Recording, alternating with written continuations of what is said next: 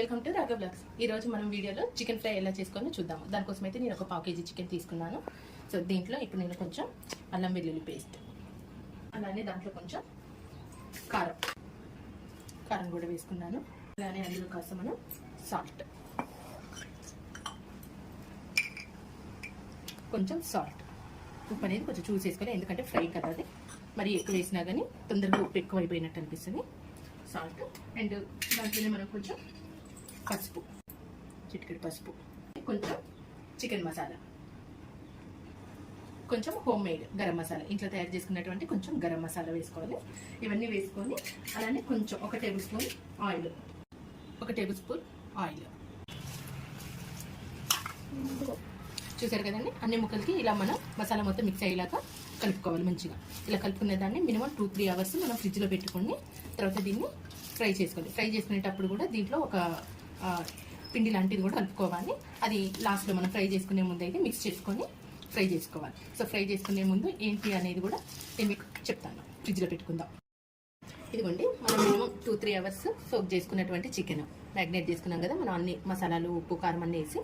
So దీంట్లో ఇప్పుడు మనం ఒక పిండి అనేది వేసుకోవాలన్నమాట. అది ఏంటంటే శనగపిండి ఒక 1.5-2 స్పూన్స్, అంటే మనం తీసుకున్న చికెన్కి తగ్గట్టుగా తీసుకోవాలి శనగపిండి.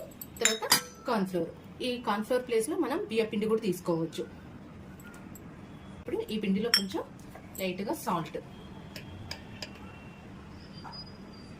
లైట్గా కారం పిండిలో కూడా, ఇదిగోండి చాలు, చిటికెడు కారం.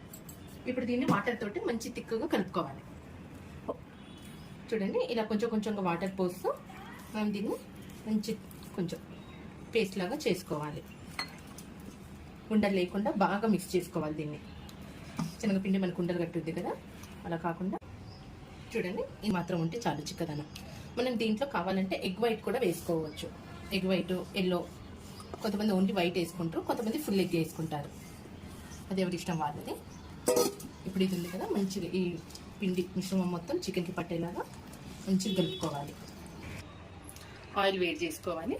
మరి ఆయిల్ ఓవర్ హీట్ అవ్వద్దు, అట్లనే మరి సిమ్లో ఉంచి తక్కువ వేడితో కూడా ఉండొద్దు, కొంచెం మీడియం ఉండాలి వేడి, హీట్ ఆయిల్. తర్వాత వాటిని ఇట్లా మనం ఆయిల్లో మంచిగా డీప్ ఫ్రై చేసుకోవాలి. చూసారు కదండి, ఇట్లా ఎర్రగా కాలిన తర్వాత వీటిని మనం తీసేసుకోవచ్చు. ఒక టిష్యూ వేసినటువంటి గిన్నెలో మంచిగా ఎర్రగా కారాలి, అప్పుడే మనకి చికెన్ కూడా లోపల ఉడుకుద్ది. సో చూసినారు కదండి, ఇలా మంచిగా ఎర్రగా కాలిన తర్వాత మనం తీసుకోవాలి. ఈ లోపల మంచిగా కుక్ అయ్యి, చూసినారు కదా మంచిగా చికెన్ ఎంత బాగుంటుందో. మనం పైన పిండిలో కూడా కొంచెం ఉప్పు, కారం వేసుకున్నాం కాబట్టి మనం ఈ పిండి కోటింగ్ కూడా మంచి టేస్టీగా ఉంటుంది. దీంట్లో ఎగ్ వేసుకుంటే ఇంకా చాలా బాగుంటుంది. పిండిలోనే ఎగ్ వేసుకుంటే చాలా టేస్టీగా ఉంటుంది. కానీ నేను వేయలేదు, కానీ తినాలి అనుకున్న వాళ్ళు, ఇంట్రెస్ట్ ఉన్న వాళ్ళు వేసుకోవచ్చు.